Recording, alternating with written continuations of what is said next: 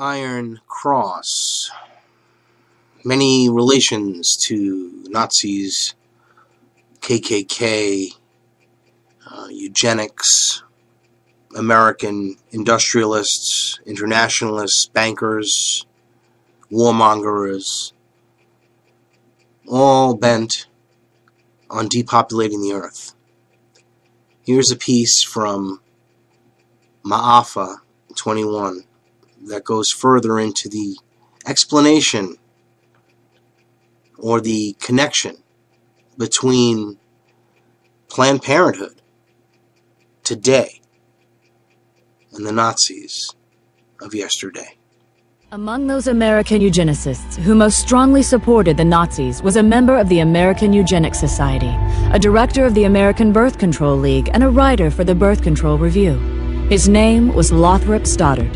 As an avowed racist, Stoddard was the author of a book called The Rising Tide of Color Against White World Supremacy, which was widely promoted by the Ku Klux Klan. In another book, The Dragon and the Cross, Stoddard was identified as the exalted Cyclops of the Massachusetts chapter of the Klan. Non-white races must be excluded from America. The red and black races, if left to themselves, revert to a savage or semi-savage state in a short time. Lothrop Stoddard, Director, American Birth Control League. On the 19th of December, 1939, during a 4-month stay in Germany, Stoddard was given a personal meeting with both Adolf Hitler and the man who would eventually be in charge of the Nazi Holocaust, SS leader Heinrich Himmler. Later, when a course on race was introduced at Halle University in Germany, its instructor stated that it would be modeled on the philosophies of American eugenicists, including Lothrop Stoddard. Eventually, Stoddard's racial views would even be featured in Nazi school textbooks. The white race divides into 3 main subspecies: the Nordics, the Alpines, and the Mediterraneans. All 3 are good stocks, ranking in genetic worth well above the various colored races. Lothrop Stoddard, Director, American Birth Control League. To eliminate blacks from Germany, one of the people Hitler called on was a eugenicist who had once written that blacks are an inferior race of savages who should only be allowed to survive as long as they are of use to the Aryan race. His name was Eugen Fischer, and about 20 years earlier, he had been one of the leaders of a system of concentration camps in southwestern Africa, where blacks were rounded up to be executed, experimented on, or held as free labor. Under Hitler, Fischer would serve on committees that planned the sterilization of all blacks in countries that came under German control. He would also be one of the first Nazi scientists to become publicly affiliated with the Carnegie-funded eugenics laboratory in Cold Spring Harbor, New York. Eventually, Fischer would also be put in charge of the Kaiser Wilhelm Institute, which was funded by the Rockefeller Foundation. It was here that many of the Nazi programs for creating racial purity were developed. In 1927, Margaret Sanger organized the World Population Conference in Geneva, Switzerland, and gave it front-page coverage in her Birth Control Review. The events program shows that several of its attendees were colleagues of Sanger's from the American eugenics movement. It also documents that among those who were given a leadership role in the conference was Eugen Fischer, the man who would eventually lead the Nazi effort to eradicate blacks from Europe. Another American eugenicist with Nazi connections was Harry Laughlin. He was an official with both the American Eugenics Society and the American Birth Control League, and in 1928 his plan for using forced sterilization to eliminate those who might produce what he called degenerate offspring was published in the Birth Control Review. In 1936, Laughlin led an effort to distribute the English language version of a Nazi eugenics film to audiences in the northeastern part of the United States. He had acquired the rights to the film from the Race Policy Office of the Nazi Party, and with the help of 2 other American eugenics organizations, had mailed literature to biology teachers at 3,000 U.S. high schools, urging them to show it in their classrooms. Later that year, Laughlin was praised in a Nazi newspaper and awarded an honorary degree from the University of Heidelberg for his contributions to the Nazi eugenics effort. In the 1930s, a German psychiatrist named Ernst Rudin was named president of the International Federation of Eugenics in Cold Spring Harbor, New York, which was funded by the Carnegie Corporation. And in 1933, his call for racial purity was published in the Birth Control Review. Later, Rudin would be chosen by Hitler to write Germany's eugenics laws. And at one point, he personally helped the Gestapo round up and sterilize several hundred blacks, who they referred to as Rhineland bastards. After the war, Rudin would be identified as one of the architects of the barbaric medical experiments that the Nazis carried out in their concentration camps. It may be possible that Hitler actually got the idea for concentration camps while studying the American eugenics movement. In 1919, the state of Indiana had allocated $300,000 to create a work colony in the city of Butlerville, where those who were labeled feeble-minded would be incarcerated. Then in 1932, Margaret Sanger called for the United States government to set aside farms and open spaces where certain groups of people would be segregated from the rest of society. She proposed that, among others, the illiterate, the unemployed, and the poor should be forcibly kept in these areas until they developed what she called better moral conduct. It was later discovered that under the Indiana program, the state was allowed to label someone feeble-minded if they were poor or did not do well in school, or if the state considered them to be shiftless or have insufficient moral judgment.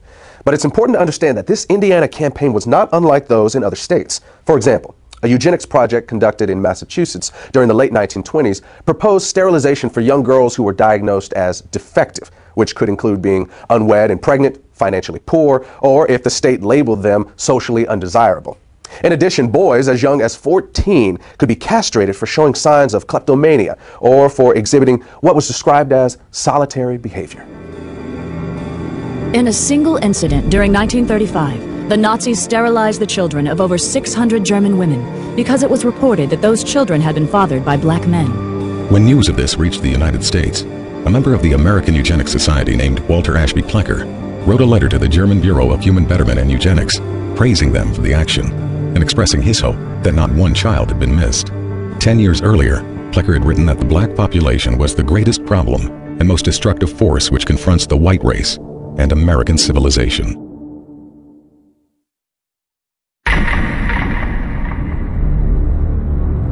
Eugenics goals are most likely attained under a name other than eugenics. Frederick Osborne, president and founding member of the American Eugenics Society. By the late 1930s and early 1940s, revelations about Nazi and fascist atrocities in Europe were causing the public to become increasingly uncomfortable with terms like eugenics and population control. This alarmed the leaders of the American Birth Control League, who were aware that this shifting attitude could impact both their ability to implement their racial agenda and their ability to raise funds. They were also aware that the connections between the American Birth Control League and the Nazis were starting to become known. Marketing research had shown them that in this environment, they needed to move away from words like control in favor of less threatening words like planning. So in 1942, they changed the name of the organization. From then on, the American Birth Control League would officially be known as Planned Parenthood. The important thing to understand here is that this name change did not change the organization's agenda. The same people were still in control, they were still obsessed with race, and they were still dedicated to eugenics. Today, defenders of Margaret Sanger will often try to hide her racism by claiming that she was not really a eugenicist and that Planned Parenthood was never part of the eugenics movement. But the truth is that as late as 1956, the American Eugenics Society listed Sanger as a member of the organization. In addition, many of Sanger's colleagues and the people whose writings she published, as well as many of Planned Parenthood's officers, were also known to be members. In fact, the ties between Sanger and the eugenics movement were so well established that in the 1920s, Sanger pursued a plan to merge the American Birth Control League, or Planned Parenthood as it was later called, with the American Eugenics Society. However, despite Sanger's efforts, the merger plan died after being rejected by the leadership of the American Eugenics Society. As an alternative, Sanger then proposed that the two organizations at least combine their publications into one magazine. But again, that idea was also rejected by the American Eugenics Society. The eugenic and civilization value of birth control is becoming apparent to the enlightened and the intelligent. The campaign for birth control is not merely of eugenic value, but is practically identical in ideal with the final aim of eugenics. Margaret Sanger, 1921. In her autobiography, Margaret Sanger wrote about a speech she gave in 1926 at a Ku Klux Klan rally in Silver Lake, New Jersey. The Planned Parenthood founder bragged about the fact that afterward, she was invited by 12 other Klan chapters to speak at their events. At about the same time, the American Birth Control League was changing its name to Planned Parenthood. A lot of books and reports began coming out that attempted to put a happy face on eugenics, and many of them were written by people that were associated with Planned Parenthood. The strategy here was obvious. Since the Nazis had turned eugenics into a four-letter word, the American eugenics movement decided it was time to lay low. So most of their writings during this time period downplayed the role of eugenics and couched their agenda in terms of helping the African American. Perhaps the best example of this is a 1,500-page book by eugenicist Gunnar Myrdal called An American Dilemma: The Negro Problem in Modern Democracy. Interestingly, this book was not the result of some mom-and-pop operation. Myrdal had 75 assistants working on this project whose salaries were being paid for by the Carnegie Corporation, and Carnegie had been a major player in the eugenics movement for many years. Gunnar Myrdal and his wife Alva were both involved in eugenics. They were funded by both the Rockefeller Foundation and the Carnegie Corporation. They were also closely linked to a Swedish eugenics program which forcibly sterilized 66,000 people. When you read Chapter 7 of this book, it becomes undeniable that this is a blueprint for the modern eugenics movement that we still see in the United States today. The bottom line is that Gunnar Myrdal believed that not only could blacks not help themselves, he felt that nobody could help them, and the only solution in his eyes was to get rid of them. Commonly, it is considered a great misfortune for America that Negro slaves were ever imported. The presence of Negroes in America today is usually considered a plight of the nation. Chapter 7, page 167. All white Americans agree that if the Negro is to be eliminated, he must be eliminated slowly, so as not to hurt any living individual Negroes. Chapter 7, page 168. The only way possible of decreasing Negro population is by means of controlling fertility. Chapter 7, page 170. Birth control facilities could be extended relatively more to Negroes than to whites, since Negroes are more concentrated in the lower income and education classes. Chapter 7, page 176. One thing I find very revealing about Chapter 7 is the first paragraph.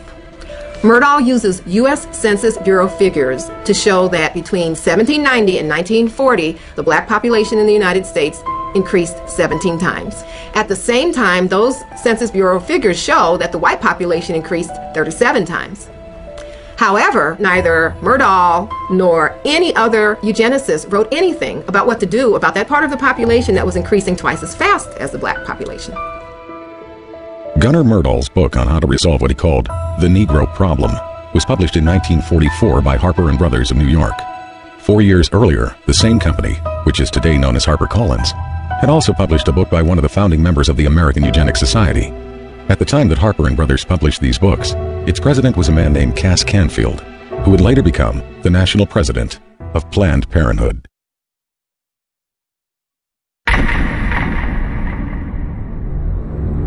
We hope that the restraint of population growth can come about through voluntary means, but if it does not, involuntary methods will be used. Dr. Donald Minkler, 1972. Donald Minkler was the president of the American Association of Planned Parenthood Physicians and a member of the board of directors of Planned Parenthood Federation of America. Like many of those in the eugenics movement, he understood that their plans would not always be voluntarily adopted, and that the use of governmental coercion or even force might one day be necessary. The idea of forced eugenics was not something that suddenly developed in the 1970s.